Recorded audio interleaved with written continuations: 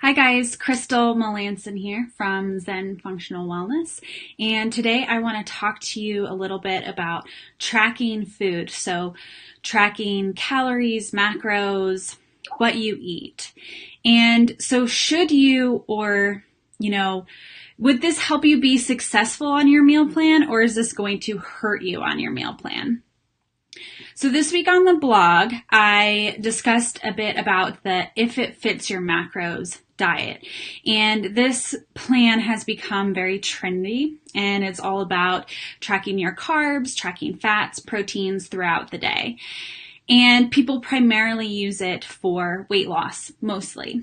But I talk about this diet specifically on the blog this week, so be sure to head over there if you want to read a little bit more about my opinion on that diet. So, in general, with tracking, here are first a few issues that you may run into when you're tracking your foods. So, if you are counting macros or tracking your food in general, long term, it can actually make you crave your foods more. It can make you crave food more. And this is typically because you're thinking about food all the time, right? So you're planning what your next meal is going to be like. How did your last one work? Did it fit in? You're constantly thinking about food. And obviously, when something is on the front of your mind all the time, you're focused on it. And so you're going to crave foods more just because you're thinking about it all the time. If you're on a low carb plan and you're thinking about eating low carbs, you're probably going to start to crave carbs just because that's where your focus and attention is going. And thinking about all the cannots, all of the restriction makes you want it more. And this also can bring in a control aspect, and you feel like you may need to be in control of food all the time and how it fits into your plan. And if it is working correctly for, all of your counting throughout the day. And once again, this can become restriction focused. So just like how if you are trying to fit things into your plan, thinking about food all the time, you're kind of thinking about what you can't have, right? And then if you are being so controlled all the time, it feels very restricted. And this can make you crave foods more often. And also just to note that can be a little bit more dangerous for some people who maybe have a history of disordered eating, or if you have a little bit more of that mindset where you can get a little more obsessive about things. This is obviously not healthy either. So definitely work with a professional and tread very lightly if you think you have a tendency to go that direction, if you want to bring food tracking into your diet plan. The second issue that you can run into is with calories and carbohydrates, but calorie labels are notoriously inaccurate. So studies have shown they can actually be up to 25% off. So even if you're tracking calories, you may be so far off from what the actual level is that you aren't even tracking it correctly, right? This is not sustainable long term either. You can't just spend every meal for the rest of your life measuring foods, writing it down, measuring foods, writing it down. What are you learning from this? This is one reason why some weight loss meal services are so unsuccessful long term. Things where you buy portioned calorie controlled meals that get sent to you. Maybe it comes with bars or drinks, and you're doing this every day. What skills are you picking up? What are you learning? You're likely going to lose a little weight initially, but then you're going to gain it all back and possibly more because you've learned nothing. So it's just not sustainable long term to be so calorie focused or focused on writing and tracking all of your macronutrients. And I talk about this a lot on my blog, but losing weight in your metabolism is just not that simple. To reduce it down to pure mathematics like that. We want to, and if it was true, there really wouldn't be much problem, right? But you could definitely be someone who has ate 1,200 calories every day, 1,500 calories every day, done this for weeks and see no results, right? If it was pure mathematics, then you would likely, this would work. You would lose weight, right? You would find that number and you would lose weight. But those simple number methods just do not work because it's not that simple. And number 3, so a third issue that we can run into with tracking is that you do need to build mindfulness. And eating is part of everyday life, right? It should be enjoyed and not obsessed over.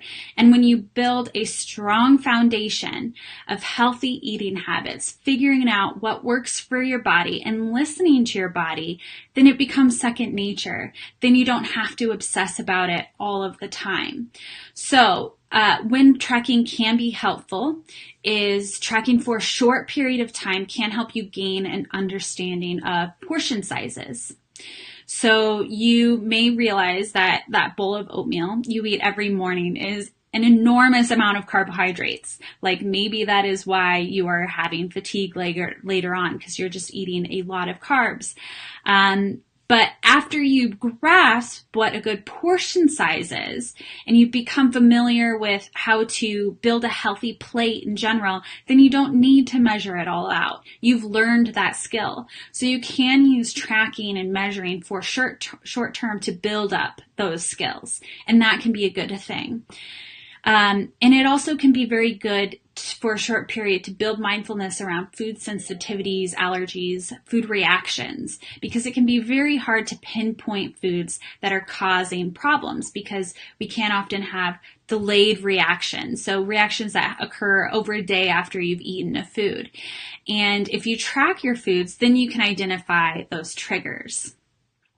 And I do help my clients a lot with this because I think it can be very useful. But once again, it's a short period of time and we aren't focusing on the calories, the carbs. We're using it to build mindfulness and to build skills. So I mentioned the if it fits your macros diet, and a big point about this one is that I make is that the tendency to choose quantity over quality. If you are tracking macros and calories, you want to go for what is easy to measure and what's easy to track. And this is typically going to be processed, box, packaged foods, right? Things with food labels because you can just read it and that's it. And this automatically, this is degrading your nutrient intake. You're not eating real whole foods, but you're choosing foods based off of convenience and what's easy to read labels on. Because obviously a banana doesn't have a label and a salad that might have 7, 8 ingredients in it is going to be harder to track and, sort out all of the different calorie counts than a bowl of cereal. But what I guarantee you is that that salad is going to be healthier. It's going to have more volume. It's going to sustain your energy longer and it's going to be better for your diet. But it is harder to track and write down. So if you want to track your foods, like I said, there can be some pros to it with the cons. But if you want to do it, here are a few tips to track it safely and correctly. So the first one is to use it as a way to build your mindfulness. So use it to maintain a bit of control and understanding on your portions. So just use it to build mindfulness around what you're eating. And this doesn't mean you have to track all your foods. You don't have to track lettuce in your salad.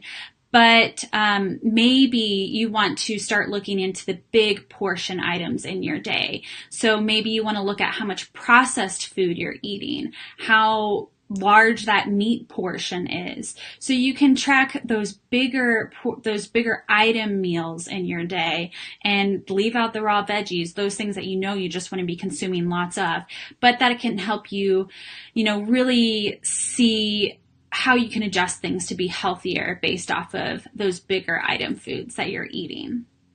The second tip is that you don't have to eat everything you track. So often, you spent all this time measuring everything out, getting your meal all ready, you have it to go, and then partway through you're full, but you've already tracked everything. You spent all that time, so you're just going to finish eating it, right?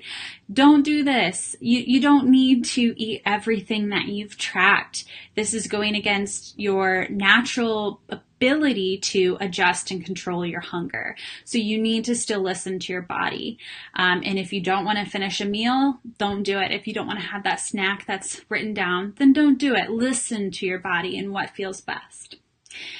And the third tip is that remember that hunger and demand comes in waves. So some weeks and months, or, sometimes you're going to be hungrier at some points than others. Maybe you're more active. Maybe you're a woman and you're ovulating. You're somewhere in your cycle that your metabolism is fluctuating.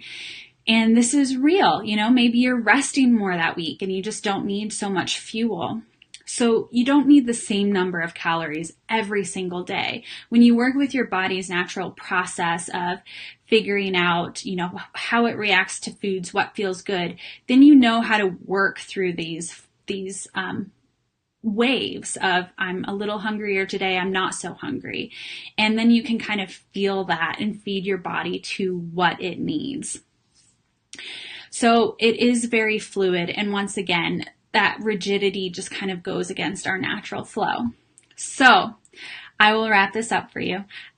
Overall, I think tracking can help you become aware of foods you are eating and general portion sizes. So it can be very, very helpful for a period of time.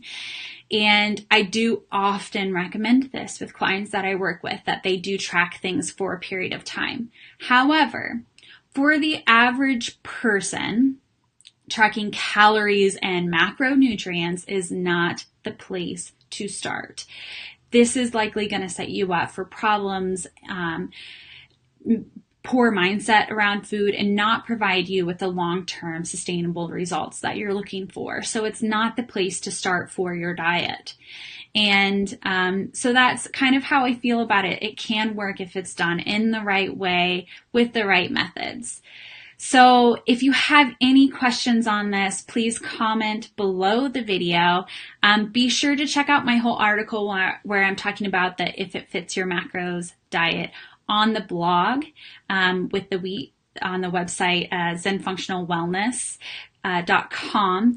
And also be sure to join in the conversation over at the Personalized Natural Health group on Facebook. So come join us, join in the conversation, and we would love to have you. So I hope I see you guys soon, and have a great, wonderful rest of your week.